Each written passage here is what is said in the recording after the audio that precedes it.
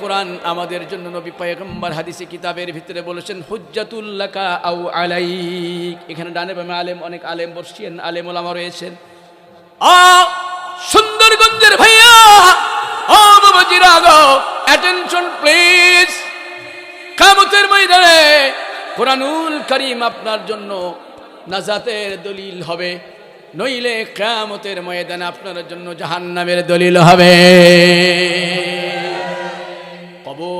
কবর আপনারে যখন আপনার কবরের ভিতরে আপনার ডেলিভারি দেওয়া হবে, কবরে আপনারে যখন রেখে চলে আসবে, যখন সবাই চলে আসবে, বাবা চলে আসবে, বন্ধু চলে আসবে, ছোট্ট ভাইয়া চলে আসবে, আপনজন প্রিয়জন সকলেই কবরের ভিতরে আপনারে যখন রেখে চলে আসবে ভাইজান। কবর বড় ভয়ঙ্কর জায়গা। পৃথিবীর প্রিয় মানুষরা আপনার কাছে থাকবে না, আপনি বড় অসহায় হয়ে যাবেন, আপনি একাকী হয়ে যাবেন। ও ভাইজান, বনি আদম যখন 40 কিলোমিটার চলে আসবে, দূরে চলে আসবে, আল্লাহর পক্ষ থেকে দুজন ফেরেশতা চলে আসবে। আমার সুন্দরগঞ্জের ভাইয়া, ও বাবাজি গো, মাটির মানুষ একটু মাটির দিকে চলে যান। বাবাজি সবাই একটু মাটির দিকে তাকান। কবরের ভিতরে যতগুলো কোশ্চেন আপনারে করা হবে, সওয়াল করা হবে, আপনি যখন উত্তর দিতে পারবেন না, আল্লাহর পক্ষ থেকে আযাব চালু হওয়ার উপক্রম হয়ে যাবে। কবর প্রধানমন্ত্রী চিনবে না, প্রেসিডেন্ট চিনবে না, মৌলভী চিনবে না, বক্তা চিনবে না, আলেম ওলামা চিনবে না, মুহাদ্দিস মুফতি চিনবে না। কবরের ভিতরে আপনারা যখন রেখে আসবে, সবাই যখন আপনার পর হয়ে যাবে, ফেরেশতা চলে আসবে, আপনার প্রতি টর্চার শুরু হবে, অত্যাচার শুরু হবে, চিৎকার চেঁচামেচি দিবেন, কেউ শুনবে না। পৃথিবীর চতুষ্পদ প্রাণীগুলো শুনতে পারবে। নামাজ আপনার কোনো উপকারে আসবে না কবরের ভিতরে।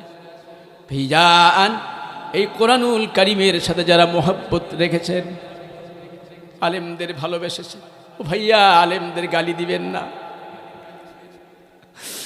কোরআন আমার বুকে নিয়ে আপনাদের বলছিলাম, আজকে আমার দিক দেখেন, আমি একজন হাফিজ কোরআন হয়ে বলছিলাম,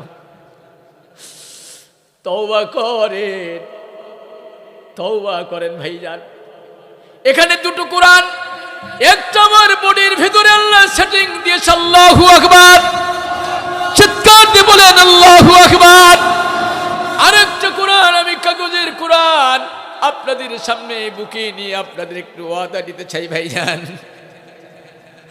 কে আওয়ামী লীগ করেন, কে বিএনপি করেন, কে জাসদ বাসদ করেন, কে কমিউনিস্ট বামরাম করেন জানি না, আজকে আপনাদের কাছে আমি ওয়াদা নিব, ও দরদি মুসলমান, ওয়াদা আপনাদের দিতে হবে, যতদিন পর্যন্ত জীবিত রয়েছেন আলিম ওলামার সাথে আমরা না বেয়াদবি করব না। কে কে হাত তুলে দেখান।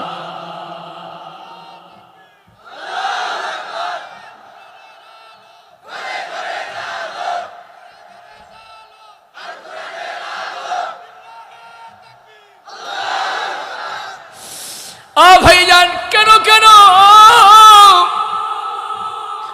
আলিম ওলামা আপনার বিপদের সাথী, ওরা আপনার সব শিখিয়েছে। 19 থেকে 20 কোনো ভুল হয়ে গেলে আলেমদের সাথে বেয়াদবি করব না, রাজি আছি ভাইজান। এই কোরআনকে মহব্বত করব, কোরআনের সাথে ভালোবাসা লাগাবো ভাইজান। কেননা ওই যে কবরের ভিতরে যখন আপনার সওয়াল জব করা হবে, সব আপনার জন্য পর হয়ে যাবে, সব আপনার জন্য পর হয়ে যাবে।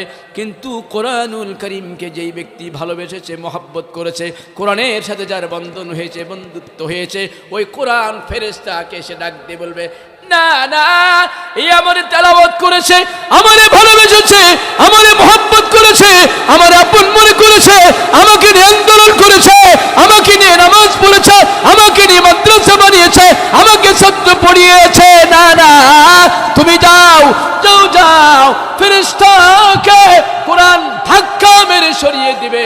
আল্লাহ তাআলা কিয়ামতের ময়দানে এই কবরের জগতে আল্লাহ তাআলা কোরআনকে পাওয়ার দিবে কি দিবে না? ভাইজান কোরআনকে মহব্বত করতে কে কে রাজি আছেন হাত তুলে দেখান। আল্লাহু আকবার। আর জোরে বলেন ভাইজান আল্লাহু আকবার।